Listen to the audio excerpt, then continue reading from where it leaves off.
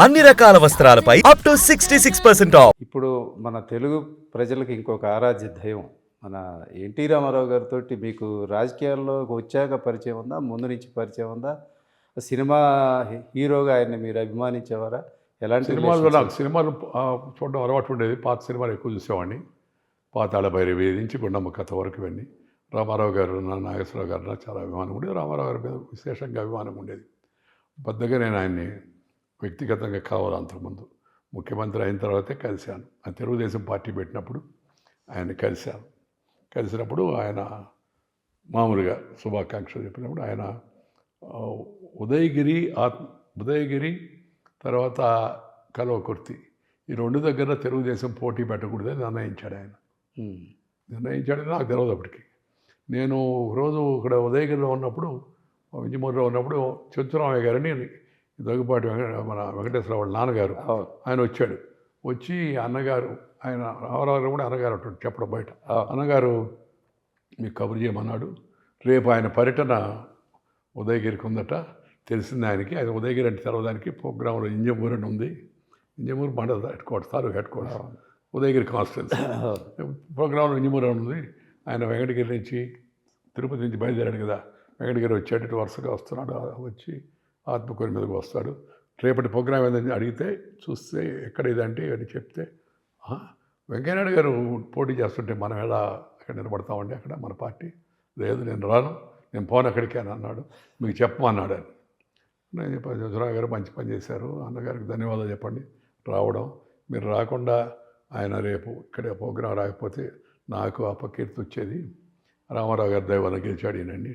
లేదు నాయుడు గారు చాలా పరిస్థితి చాలా ఇదిగా ఉంది, ఎక్కడ పట్టినా చెట్ల మీద, బస్సుల మీద, లారీల మీద ఎక్కడ పట్టినా జై ఎన్టీఆర్ జై ఎన్టీఆర్ అరుస్తున్నారు, వేవ్ ఎక్కువగా ఉందండి, అందుకని ఆయన రాకుండా ఉంటే మంచిది అని నేను కూడా చెప్పాను. ఆయన కూడా అదే భావన ఉన్నాడు అన్నాను.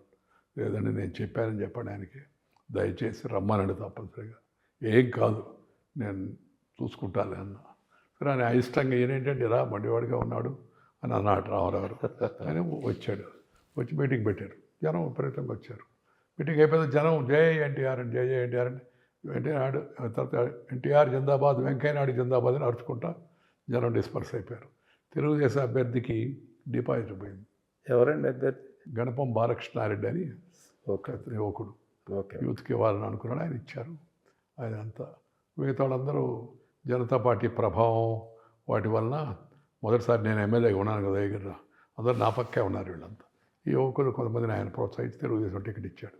తెలుగుదేశం ఆ తర్వాత ఆయన వెన్నుపోటు పొడిచిన తర్వాత నేను జరిగింది అన్యాయము రామారావు గారిని ప్రజలు అనుకుంటే, ఆయన గుండె ఆపరేషన్ చేసుకున్నప్పుడు ఈ నాదన భాస్కరరావు గారు వీళ్ళందరితో కలిపి అసంతృప్తి కొంతమందిని కూడగట్టి నెంబర్ లేకపోయినా అన్యాయంగా తొలగించారు. ఇది ప్రజాస్వామ్యానికి అన్యాయం జరిగిందని నేను, జయపాలరెడ్డి గారు, పి రామచంద్రారెడ్డి గారు, సిహెచ్ రాజేశ్వరరావు గారు, ప్రతిపక్షంలో ఉన్న ఓంకార్ గారు అందరూ మేము రామారావు గారి పక్కన నిలబడ్డారని అనుకున్నాం. బట్ నేను కొద్దిగా చురుగ్గా ఉండి అప్పుడు ఆయన తిరిగి మళ్ళీ ముఖ్యమంత్రి అయ్యేంత వరకు బాగా చురుగ్గా ఉన్నా. అందుకని రామారావు గారికి నేనంటే బాగా ఇష్టం. ఆ ప్రోగ్రామ్స్ ప్లానింగు అంతా నాకు ఒక ఐడియా కూడా ఉంది కాబట్టి మేము ప్లానింగు ఐడియాస్ అన్నీ మేము ఇస్తే దానికి కింద కావాల్సిన టెక్నాలజికల్ సపోర్టు అవన్నీ చంద్రబాబు నాయుడు చూసుకునేవాడు. కానీ జనరల్ ఐడియాస్, కౌంటర్ స్ట్రాటజీస్ అవన్నీ కూడా మేము రూపొందించేవాళ్ళం. సో రామారావు గారు దాంతో నేనంటే బాగా అభిమానం ఉండేది. నాకు కూడా ఆ సినిమా కాలం నుంచి ఆయనంటే అభిమానం ఉంది కాబట్టి ప్రజలు ఆయన కోటేశారు. మనం వెంకయ్యనాయుడు, జయపాలరెడ్డి మేమందరం అంత ఉన్నా అందరూ అనుకున్నారు తెలుగుదేశం రాకపోతే ఈసారి బీజేపీ గెలిచిపోతే వెంకయ్యనాయుడు ముఖ్యమంత్రి అయిపోతారు. కొందరు మాట్లాడారు అప్పుడు. అది కొంత సేఫ్టీ కూడా ఎక్స్పెక్టేషన్స్ ప్రజల్లో అట్టున్నది. మీడియాలో మేము అపోజిషన్ అంటే మేమే కదా అన్నట్టు. బట్ ఆయనకి ఆకర్షణ, సినిమా ఆకర్షణ, ఆయన దేవుడని, రాముడని, కృష్ణుడని ప్రజలు భావించడం, ముసలివాళ్ళతో సహా అందరూ ఆయన అంటే చాలా అభిమానంగా ఉన్నారు.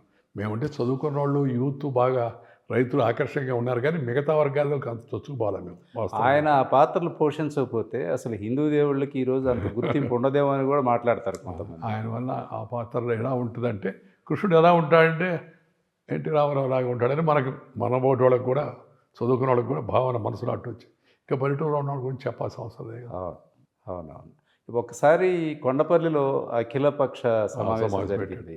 మహానాడుకి ముందు అన్ని పార్టీల వాళ్ళని దేశంలో ఉన్న అన్ని రాజకీయ నేషనల్ పార్టీలు పార్టీ పిలిచి లీడర్స్ అందరినీ అందరిని పిలిచాడు. ఎన్టీఆర్, ఎంజీఆర్ దగ్గర నుంచి, ఇటు కమ్యూనిస్టు దగ్గర నుంచి, ఇటు జనసంఘ వాజ్పేయి గారి దగ్గర నుంచి అందరూ వచ్చి అక్కడ సమావేశం పెట్టారు. అక్కడ జరిగింది, సమావేశం జరిగింది. ఇప్పుడు మీకు సోమశిల ప్రాజెక్టు ఒకటే అప్పట్లో నిర్మాణం చేశారు. తర్వాత తెలుగుగంగ ప్రాజెక్టుని తమిళనాడుకి మంచినీళ్ళు ఇవ్వడానికి చేసేటప్పుడు రూపకల్పన చేసి అందులో ఏమైనా మీ పాత్ర ఉందా? శివరామకృష్ణయ్య గారిని చీఫ్ ఇంజనీర్ ఉండేవాడు. అవును. ఆయన ఒకసారి నన్ను పిలిపించి మాట్లాడి, రామారావు గారు ఇట్లా చేయాలని చూస్తున్నాడు, మీ సలహాలు ఏమైనా ఉన్నాయని అడగమందంటే నేను నాకు తెలిసిన ఆలోచన చెప్పాను. కానీ శివరామకృష్ణ గారు అద్భుతమైన ఇంజనీర్ ఆయన. ఆయన చాలా చక్కగా దాన్ని తీసుకెళ్ళి గాలేరు నగరి, అంద్రి నీవా అక్కడ వరకు కలిపేయడానికి ప్రయత్నం ఆయన చేశాడు. దానికి ఆయన ఆలోచన ఇంజనీర్ ఆయనే కానీ బట్ రామారావు గారు వెనక. దాంతో సహజంగా మా ప్రాంతానికి కూడా చాలా వరకు మేలు జరిగింది.